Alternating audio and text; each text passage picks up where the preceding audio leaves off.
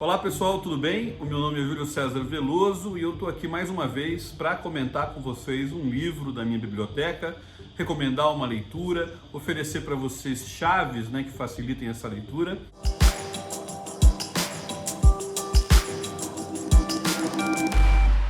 E eu queria pedir para vocês que, se vocês gostarem do vídeo, vocês curtam, compartilhem, comentem aqui embaixo, mandem para os amigos, para que a gente possa divulgar mais o nosso canal. Pessoal, é o seguinte, o livro de hoje, no qual nós vamos tratar, é esse livro aqui do João José Reis, chamado Ganhadores, a Greve Negra de 1857 na Bahia. E é um livro que trata, como vocês devem já ter imaginado pelo título, século XIX, uma greve feita por negros. É um livro que tem no seu centro a questão da escravidão. Apesar dessa greve que o livro retrata, não ter sido uma greve feita somente por pessoas escravizadas, ela ter sido também feita por libertos, ou seja, por ex-escravizados, por pessoas que foram escravizadas durante um tempo, mas que acabaram obtendo a sua liberdade.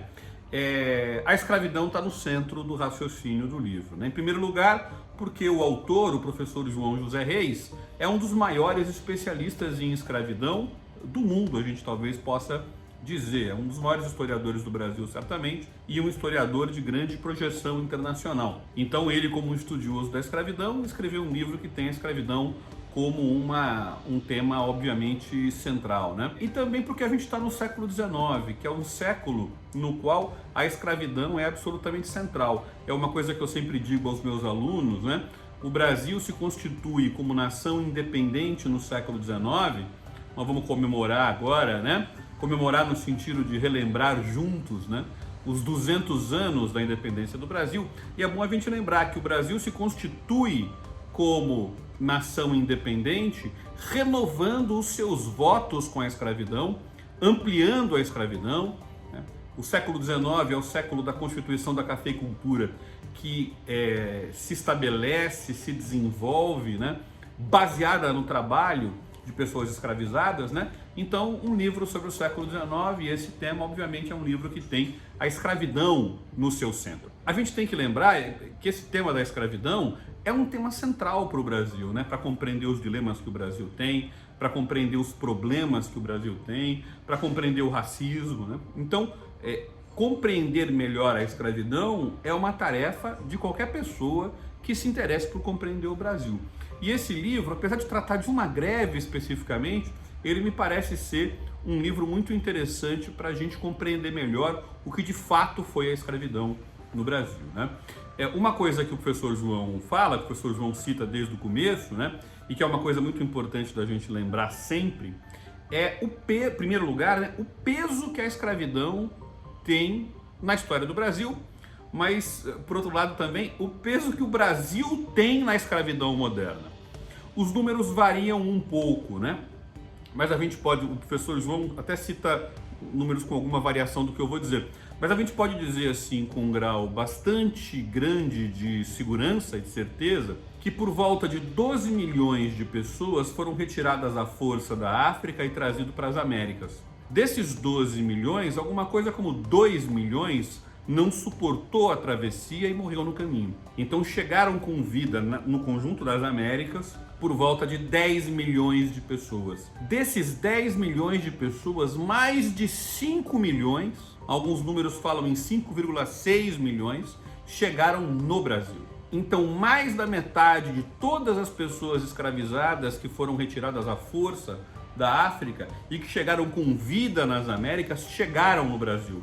Então, o peso relativo do Brasil nessa enorme violência da escravidão moderna é imenso. E a Bahia, essa greve aconteceu na Bahia, a Bahia tem um peso especial, O porto de Salvador é um dos portos mais importantes do mundo, no qual o tráfico de escravizados era realizado. Então a cidade de Salvador, a Bahia como um todo e a cidade de Salvador tem um peso muito grande na escravidão. Uma outra coisa que é preciso dizer, para que vocês compreendam bem o livro, é que quando a gente pensa na escravidão, lembra lá dos livros didáticos em que a gente estudou essa questão, quando a gente forma na nossa cabeça uma imagem da escravidão, a gente em geral se lembra da escravidão agrícola, né? Ou seja, a imagem que vem à nossa cabeça é aquela pessoa escravizada trabalhando no café, trabalhando nos engenhos, né? Então é isso que fica um pouco na cabeça da gente. Quando muito a gente pensa na mineração, mas é importante que a gente saiba que a escravidão ela se espalhou pelo conjunto das atividades econômicas no Brasil, que pessoas ricas, pessoas remediadas, esse não é um conceito muito exato, né? Mas pessoas, vamos dizer assim, setores médios, para usar um termo não muito exato sociologicamente, e mesmo pessoas pobres possuíam escravizados, né? Eu vou colocar aqui embaixo para vocês o link para um artigo que eu escrevi com o professor Silvio Almeida, no qual a gente trata um pouco disso, de como a escravidão ela se espalhou por praticamente todo o território com atividade econômica do país, por praticamente todos os setores sociais, por praticamente todas as atividades econômicas, né? Que é uma coisa atípica. Isso não aconteceu na grande maioria das outras sociedades escravistas, de modo que o peso e o espalhamento e a presença da escravidão é muito grande. E uma das dimensões da escravidão, um dos lugares nos quais a escravidão está tremendamente presente é nas cidades. Então as cidades mais importantes do Brasil colonial e do Brasil imperial são cidades nas quais existe um grande número de pessoas escravizadas. A cena urbana, né, qualquer pessoa que ande pelas cidades, Salvador, Recife, mesmo São Paulo, que vai demorar para ser uma cidade importante, Rio de Janeiro, vai enxergar uma cidade na qual o número de pessoas escravizadas que transita, que desenvolve atividade econômica é muito grande. E o caso de Salvador é especialmente grande e o professor João José Reis demonstra isso com números, com iconografia, né, com uma pesquisa de fontes muito detida, né? Ele é um grande pesquisador de fontes primárias, né? E também ele vai demonstrar isso mostrando o grande medo que as elites baianas, isso vale para outros lugares do Brasil, né, mas tem um peso especial para a Bahia, o grande medo que as elites baianas tinham dessa presença de pessoas escravizadas na cena urbana. E todos os esforços que essa elite faz, ou que pelo menos parte dessa elite faz, para expulsar em especial os escravizados africanos da cena urbana. Por que os escravizados africanos? Porque quando a gente pensa na escravidão, a gente tem que sempre lembrar que você tem aqui no Brasil escravizados que são africanos, ou seja, que nasceram na África e foram trazidos legalmente antes do tráfico e ilegalmente depois da proibição do tráfico, né? Sempre ilegitimamente, né? É sempre uma coisa odiosa, mas a gente tem que lembrar que a escravidão foi legal no Brasil durante muito tempo, né? Então, uma parte das pessoas escravizadas, né, é formada por pessoas que nasceram na África e uma outra parte desse contingente de pessoas que são escravizadas são de pessoas que nasceram no Brasil. Portanto, são pessoas escravizadas nascidas no Brasil. E na Bahia, o peso relativo, em especial nessa malha, nesse setor urbano, né, na cidade, o peso dos africanos é muito grande e ele vai demonstrar isso no livro. E por que essa elite não quer, ou um pedaço da elite não quer que esses africanos estejam na cena urbana? Porque a elite de Salvador a elite da Bahia assistiu em Salvador e no Recôncavo uma série de capítulos de rebelião escrava. Aliás, o professor João José Reis tem um outro livro sobre o capítulo mais importante, mas não único, dessa rebelião escrava, que é a chamada Revolta dos Malês em 1835. Então, essa permanente rebelião dessas pessoas escravizadas que vivem no mundo urbano faz com que exista um medo permanente de, como disse uma outra historiadora, de uma onda negra, né? Inclusive o exemplo do Haiti, né, o exemplo da Revolução Haitiana, eu também vou colocar aqui embaixo para vocês um vídeo, né, no qual eu e o professor Silvio Almeida damos uma espécie de curso no YouTube sobre a Revolução Haitiana. O medo de que uma Revolução Haitiana se repetisse no Brasil é um pânico permanente das elites brasileiras durante todo o século XIX, fim do século XVIII, finzinho do século XVIII, mas especialmente durante todo o século XIX. Então existia, né, todo um esforço dessa elite para controlar e de preferência expulsar, né, essa massa de pessoas que dominavam a cena urbana.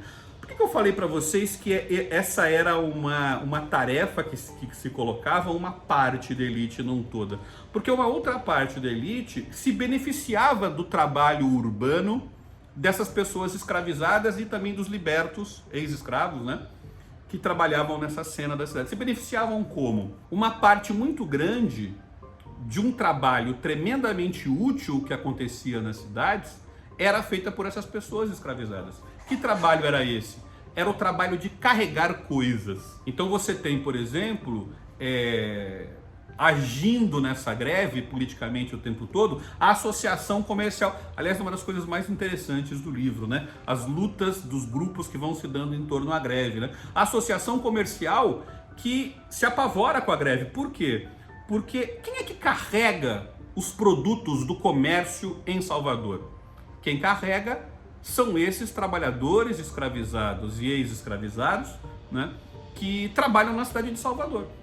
Então, a greve dos carregadores, a greve dos ganhadores, né, ela impacta tremendamente a economia de Salvador. Quem aqui conhece Salvador, eu sei que tem gente da Bahia que está assistindo, mas tem muita gente que já foi para Salvador, né, fazer turismo, visitar um parente, conhecer a cidade e tal, sabe que a cidade de Salvador ela tem mais ou menos 2 andares, assim, né? Ela tem a chamada Cidade Baixa, né, e tem a Cidade Alta. Na época da greve, 1857, você não tinha coisas como, por exemplo, o elevador Lacerda, que só vai ser construído na segunda metade do século XIX.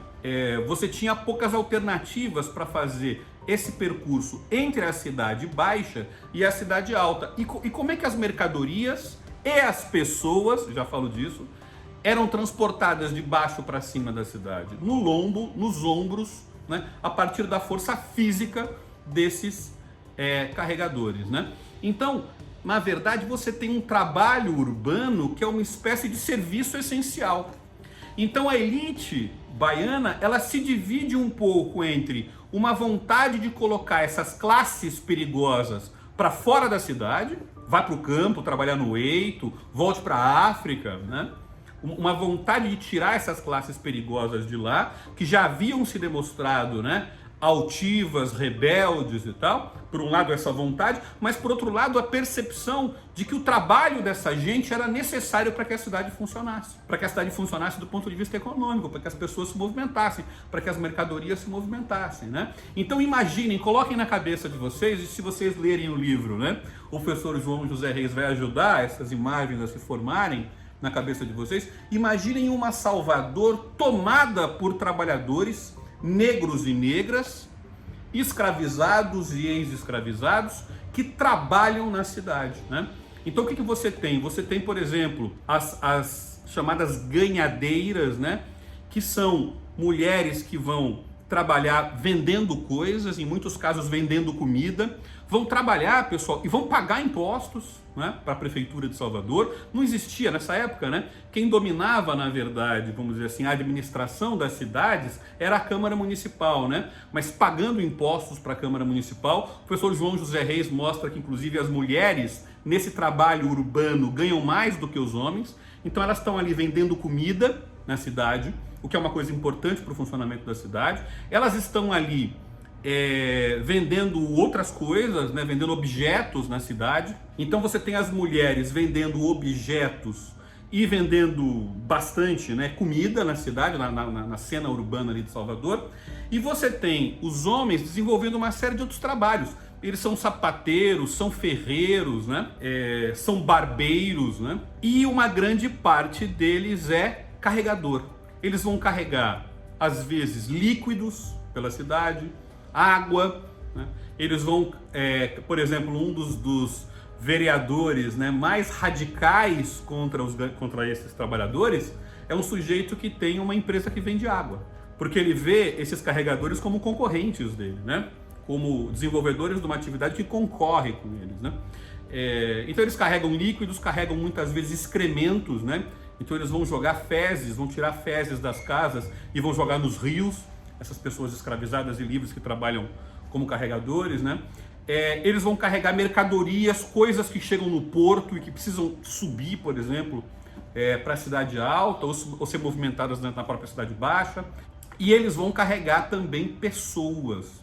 Uma das coisas mais legais, das muitas coisas legais do livro, é o trabalho iconográfico, né? Não só as imagens que o professor João José Reis juntou no livro, como ele tirando consequências das imagens, né? Porque uma coisa é você achar a imagem, já é uma coisa interessante e importante. E uma outra coisa é você fazer a imagem falar, né? Você pegar a imagem e ir tirando consequências, questões, né?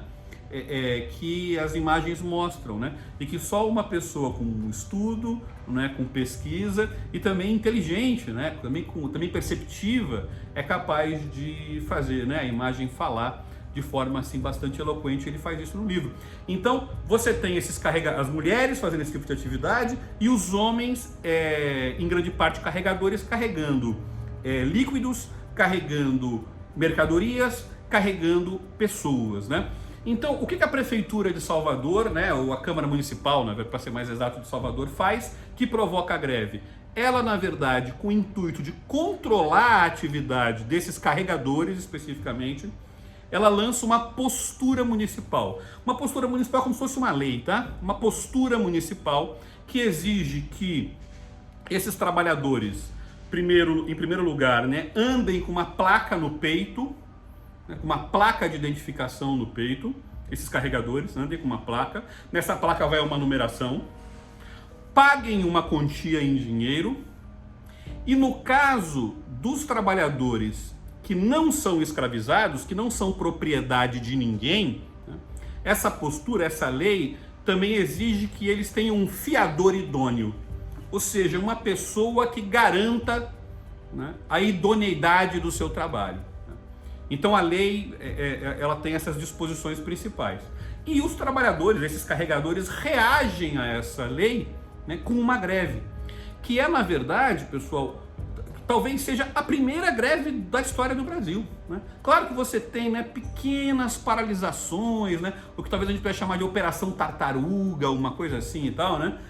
Mas uma greve mesmo de um setor inteiro, essa talvez seja a primeira grande greve. Olha que coisa interessante, pessoal. A primeira grande greve da história do Brasil é uma greve dirigida principalmente, não só, mas principalmente por pessoas escravizadas, né? Então, a greve acontece, né? E a greve é uma greve muito forte. Por que ela é forte, pessoal? Porque esses trabalhadores, carregadores, são muito organizados. E essa é uma coisa muito bonita do livro, porque o professor João José Reis, ele consegue mostrar a organização desses carregadores, que se agrupam em cantos no sentido físico, né, de canto, né, em lugares da cidade, né? Então você tem um canto do lugar tal, um canto da ladeira não sei da onde, né? Um canto do Cais Dourado, né, que é um lugar em Salvador. Então você tem esses cantos que são organizados, você tem os capitães do canto, ou seja, os chefes de cada uma dessas organizações, desses lugares da cidade. Ele também mostra, pessoal, como é que é a atividade concreta dessas pessoas, né? Como que para, por exemplo, carregar uma pessoa, você precisa de uma grande habilidade, né?